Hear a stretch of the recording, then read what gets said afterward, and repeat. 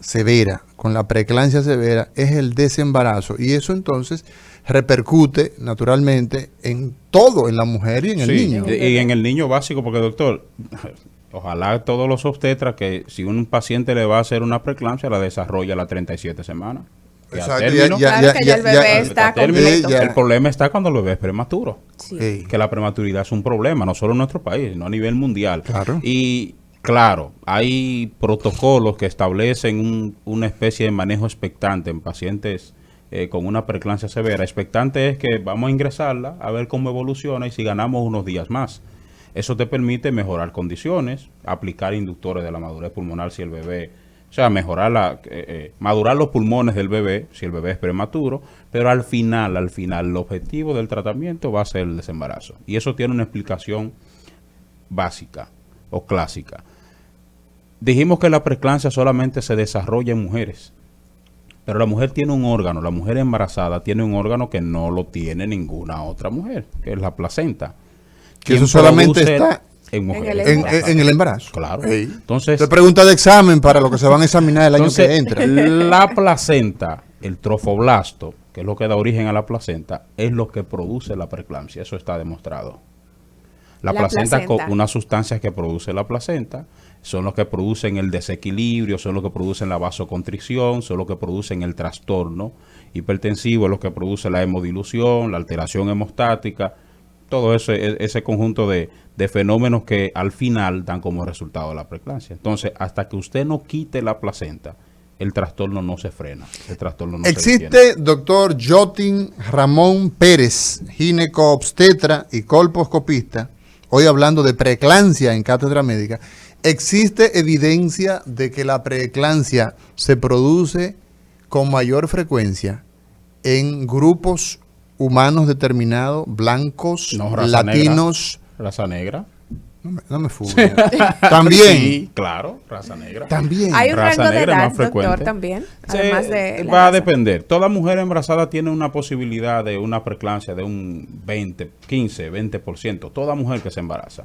Pero en pacientes con embarazos antes de los 18 años, antes de los 20 años, pacientes jóvenes, son más propensas a padecer de preeclampsia, adolescentes, vamos a decirlo así, porque es la primera vez que se exponen, por ejemplo, y primigesta al tejido trofoblástico.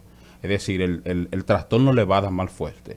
Pacientes por encima de los 35 años, clásicamente no te hacen una preeclampsia, sino un trastorno hipertensivo crónico.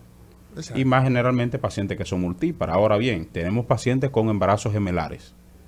Recuerden que es la placenta que produce, claro, que es el trofoblasto. Tenemos dos placentas, tenemos un trofoblasto más grande, tenemos una producción de sustancias mayor, entonces da más posibilidad también a que se produzca un trastorno hipertensivo. Doctor Jotin Pérez, nos preguntan acá, en un embarazo gemelar, tenemos que se ha producido a partir de un espermatozoide o dos espermatozoides que entraron juntos. Se pueden producir de las dos formas. De las dos formas. Sí. Entonces, doctor Jotin Pérez, ¿cuál es el tratamiento que nosotros vamos a hacer con la paciente que está, y lo que quiero básicamente es que usted lo repita, con esa paciente que usted identificó que tiene proteínas elevadas en una proporción de una cruz y la presión también bajita, esa clase 1? ¿Cuál es el tratamiento? Ya usted le da esa información y usted le dice, no, ven de forma regular a la consulta. ¿Qué es lo que se hace con ella? Tenemos vigilancia más estricta de esa paciente. Es decir, si la consulta te la daba mensual, cada 4 semanas, yo te voy a ver cada 2 semanas. Medición de niveles tensionales periódicamente, continuo. Tengo que valorar la cercanía o la distancia a la que ella está de un centro de salud. Orientarla sobre signos de alarma, dolor de cabeza, dolor en epigastralgia, dolor de estómago, para que entienda el público que nos escucha. Y vigilancia del feto, o sea, bienestar fetal, tengo que vigilarlo mediante un perfil hemodinámico o métodos sonográficos que nos permitan valorar, porque recuerden que hay una alteración del flujo. Tengo que valorar el crecimiento del bebé, tengo que valorar la frecuencia cardíaca del bebé, porque se pueden alterar por el mismo trastorno. Doctor, ¿cuáles factores se pueden identificar como factores de riesgo, además de la raza, además de esta edad? La paridad, la edad, la raza, aumento excesivo de peso. pacientes tienen una ganancia de peso exagerada, tienen mayor predisposición a la preeclampsia también, embarazos gemelares, pacientes multíparas, adolescentes. Una llamada. Sí, vamos a escuchar a este oyente. Buenos días, Cátedra Médica. Amaury, buen día. Buenos días. Adelante. Una pregunta que se me ocurrió a mí, yo lo estoy escuchando de mi trabajo. Sí, cuéntanos. ¿Han aparecido algún cáncer vaginal en la preeclampsia? Gracias y buen día. ¿Algún cáncer vaginal en la preeclampsia? Bueno, son dos patologías aisladas. No podemos relacionar el cáncer con la preeclampsia. Sí hay pacientes que concomitantemente con el embarazo se le ha descubierto cáncer cervical, como bien menciona, y ahí se da un tratamiento en conjunto con oncología, que generalmente tratando de no afectar al bebé y a favor entonces de mantener la salud de la madre. Pero sí, se lleva a término, ahí no hay que hacer nada, se lleva el embarazo a término, se desembaraza y luego se toma conducta para el cáncer. Perfecto, doctor. Una pregunta. Ya usted ha hablado de que el bebé de una mamá que está presentando esta condición corre el riesgo de ser prematuro. ¿Hay alguna otra afección al bebé en cuanto a sus órganos? No, o sea, malformaciones producidas no. Restricción del crecimiento sí. Los nutrientes al bebé le llegan por la sangre de la madre, el intercambio sanguíneo a través de la placenta. Entonces, si la placenta tiene una alteración y el flujo sanguíneo está alterado por la misma preeclampsia, probablemente ese flujo se disminuya y puede hacer que el bebé no crezca de la forma que debió haber crecido. Cuando me mencionaste de los factores de riesgo, pacientes que han tenido un trastorno hipertensivo, que tienen una hipertensión crónica, es decir, sufren de la presión antes de estar embarazada, sí, o que en un embarazo anterior hicieron preeclampsia, tienen también mayor posibilidad. De hecho, se está hablando, oye esto, Mauri, se está hablando del impacto o el efecto que tiene el que el padre del bebé haya sido fruto de un embarazo con preeclampsia. Eso. El padre. El padre. Es decir, o sea, el padre, el esposo de la paciente. El que embarazó a la preeclampsia. A la paciente, sí, su nacimiento, el de él, su embarazo, en un escenario de preeclampsia. Eso puede estar asociado. Sí, es un factor de riesgo. O sea que estamos hablando de medicina basada en la evidencia. O sea, en investigaciones se ha verificado que es más frecuente, ¿no?, que una persona que nació bajo la situación de preeclampsia produzca entonces también. Así es. Y si la madre también fue fruto de un embarazo de preeclampsia, también hay mayor posibilidad. Doctor Jotin Ramón Pérez, hoy en Cátedra Médica hablamos de preeclampsia. 809-682-9850, 809-682-9850, línea internacional 833-380-0062. Si hablamos de preeclampsia, entonces se puede hablar de eclampsia. Claro. ¿Y qué es? Ahí entra, al otro le gusta. Sí, le va a gustar la eclampsia, claro. Porque la eclampsia es una complicación de la preeclampsia que consiste en convulsiones, daños a nivel cerebral. Y consiste en convulsiones generalizadas que se dan por un efecto cerebral de el trastorno hipertensivo tipo preeclampsia. Es una complicación también que nosotros le tememos mucho como obstetra, porque nos habla de qué tan severo es el trastorno. De hecho, cuando mencionaba que la cefalea intensa y el dolor en epigastrio era uno de los signos de alarma, es decir, el dolor de estómago, es porque eso se acepta como un signo de inminencia de eclampsia. Sí. La paciente que tiene niveles tensionales alterados y comienza con un dolor de cabeza fuerte que le da un dolor de estómago, nosotros agregamos sulfato de magnesio corriendo porque esa es la paciente que va a convulsionar. 10 o 15 minutos te va a convulsionar. Va a convulsionar, sí. Y entonces el desembarazo se plantea en esos casos como una terapéutica, ¿o qué se hace? Sí, no, una paciente con una eclampsia, al igual que con un síndrome GERD, el desembarazo es inminente. O sea, no puede esperar. Y ahí no se puede dejar en observación como con la... ¿Por qué? ¿Cuál es el peligro, doctor? El daño que vuelva a repetirme las convulsiones y me pueda producir un evento vasculocerebral. Exacto. Recuerden que el nivel tensional es elevado. Una hemorragia cerebral que puede... Entonces, la eclampsia es mejorar, estabilizar la paciente y desembarazarla. Esa paciente se le da manejo en cuidados intensivos inclusive. Usted mencionaba, doctora, el aspecto de que esta paciente que es hipertensa antes de embarazarse debe tener ciertos cuidados. Entonces me gustaría que usted hiciera detalle en este punto de qué hacer antes, durante y después del embarazo para evitar estas complicaciones. ¿Sabe que la preeclampsia se previene? Esa es una de las importancias. Sí. Y una de las novedades, bueno, digo novedades porque es lo que últimamente estamos manejando después de un estudio que se hizo en el Reino Unido con el uso de aspirina en pacientes con alto riesgo de preeclampsia. Aspirina. Sí.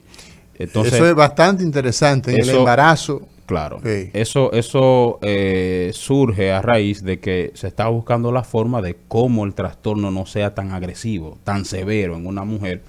Y se estudiaron entonces factores de riesgo para pacientes de preeclampsia. Y uno de ellos era la hipertensión crónica, la obesidad, los antecedentes de madre o de preeclampsia anterior. Y a esos pacientes se les comenzó a dar aspirina, pero a altas dosis, por encima de 100 miligramos. Y se ha visto que el uso de aspirina, después de las 12 semanas de gestación, 100 miligramos en las noches, disminuye hasta en un 75% un trastorno hipertensivo tipo preeclampsia. Ojo, no empiece usted a tomar aspirina. Claro. Indicar aspirina. Porque, oye, a indicar, no, porque, oye, no es que no, normalmente la gente no es que la embarazada saben que no. Usted tiene que saber bajo qué términos se utiliza algún medicamento bajo la supervisión y la orientación de su médico. Eso tiene que indicarlo su obstetra. Después que su obstetra la analice, la chequea, hay una sonografía que se realiza en el primer trimestre, donde dentro de los parámetros que mide son la resistencia de las arterias uterinas. Si estas también están alteradas, eso es un dato predictivo de preeclampsia. También se le puede agregar aspirina. ¿Usted está escuchando? O sea, ¿en su vida usted ha visto una arteria uterina? No, entonces no se ponga a recomendar cosas. Exacto. Esto es una guía que nosotros le damos a ustedes para que tengan una idea de cómo hacer las mejores prácticas, ir donde los mejores especialistas. La gente que viene donde nosotros normalmente son personas que son académicos, son gente seria, que están involucradas de forma sincera con el cuidado de sus pacientes. Señor director, nosotros tenemos la oportunidad cada día de hablar de estos asuntos. Lisania Salcedo. Otra preguntita por aquí, doctor. Usted ha hablado de esta paciente que puede presentar hipertensión antes del embarazo, esta paciente que presenta la condición de preeclampsia durante el embarazo después de las 20 semanas. ¿Puede aparecer la preeclampsia después del parto? Claro. De hecho, el trastorno se puede mantener hasta las 10 semanas después del parto. 10 semanas después del parto. Sí, 10 semanas después del parto, en el posparto. Y de hecho se le da una vigilancia hasta esa edad gestacional. Se supone que si el trastorno no desapareció hasta ese punto, es decir, si apareció después de las 10 semanas, ya es una hipertensión crónica. Eso no tiene nada que ver con el embarazo. Eso es bastante interesante. Eso es bastante interesante porque fíjense ustedes que el embarazo es un proceso que trae consigo una serie de cambios, no solamente anatómicos, no solamente en el orden de que la mujer pues cambia su forma, se pone más pesadita, se le pone ese globito hermoso en la barriga, sino que involucra cambios en su función, en su fisiología. El sistema endocrino, el sistema hormonal de la mujer. ¿Hasta qué punto, doctor Jotin Ramón Pérez, que es la persona más indicada para hablarnos de estos temas, puesto que usted es el experto, usted es el ginecobstetra, Jotin Ramón Pérez, hasta qué punto se dan esos cambios en la mujer embarazada versus la que no está embarazada? No, la mujer embarazada es un ser de constantes cambios, que bueno, fisiológicos hasta cierto punto. Aunque yo tengo un profesor que dice el embarazo debe ser considerado una patología por todos los cambios que produce. Una enfermedad para la gente. Hasta ese punto llega. Cuando hablamos de fisiológicos nos referimos a que son cambios normales.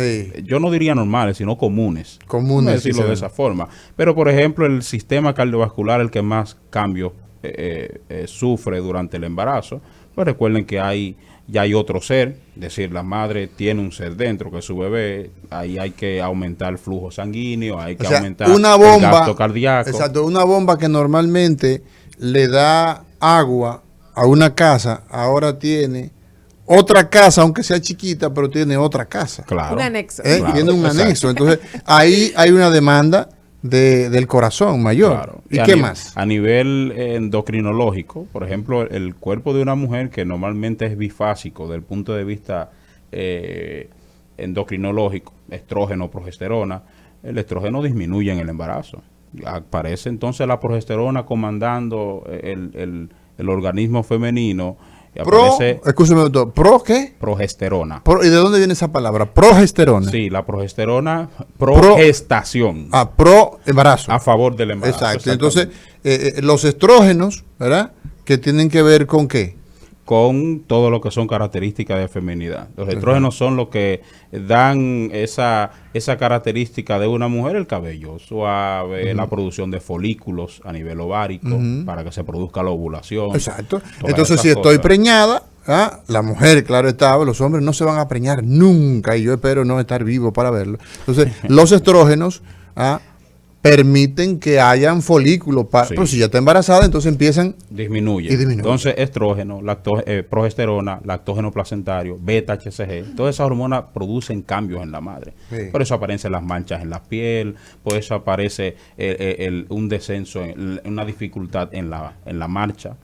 Las mamas tienen que adquirir un papel protagónico porque son las que se van a encargar de alimentar al bebé. Ayer hablábamos de eso, doctor. Sí. Entonces, las mamas de la lactancia materna van a crecer. Y ella dice que ustedes no le dan importancia, que no le dan importancia. No, todo lo contrario. Los ginecólogos son bastante responsables en ese sentido de estimular la lactancia. Sí, entonces, esos cambios, doctor, ¿qué más tenemos? A nivel sanguíneo, hay una hemodilución. Bueno, para darme más diluida, anda, la sangre anda más. Por lo tanto, la hemoglobina va a estar más baja. ¿Son anémicas? Tienen cierto grado de anemia, si pudieran decirlo así, aunque hay que valorar hasta qué nivel es normal ese cambio. Si vemos una paciente que inicia el embarazo con 13 gramos de hemoglobina, por ponerte un ejemplo, desde que comienza ese embarazo y entra el primer trimestre, eso va descendiendo hasta llegarlo a 11 o a 10. Por eso la suplementación y la alimentación, que es bastante importante durante el embarazo. También creo, doctor, y esto no tiene que ver con el tema necesariamente, que nosotros no hemos hecho estudios de la fisiología, la normalidad, por decirlo de alguna manera, de los dominicanos, de las dominicanas, porque la mayoría de nuestra literatura son norteamericanas, son alemanas, son francesas. Entonces, evidentemente que la nutrición que tiene una mujer normalmente en Alemania, en Estados Unidos, no es la misma que tenemos Exacto. acá. Entonces, a veces quizás, pero esas son características que una mujer embarazada va a manejar. La va a tener de por sí, por el simple hecho de estar embarazada. Ahora, tú tienes los controles prenatales, tus chequeos prenatales, y tú tienes un obstetra que te va a hacer un chequeo y valorar qué es normal o hasta qué cierto punto es normal. Importante ahora que hablé de los controles prenatales, doctor. Recuerde que cuando hablé del uso de aspirina dije que después de las 12 semanas, ¿verdad? Importancia de acudir a tus controles prenatales antes de esa edad gestacional.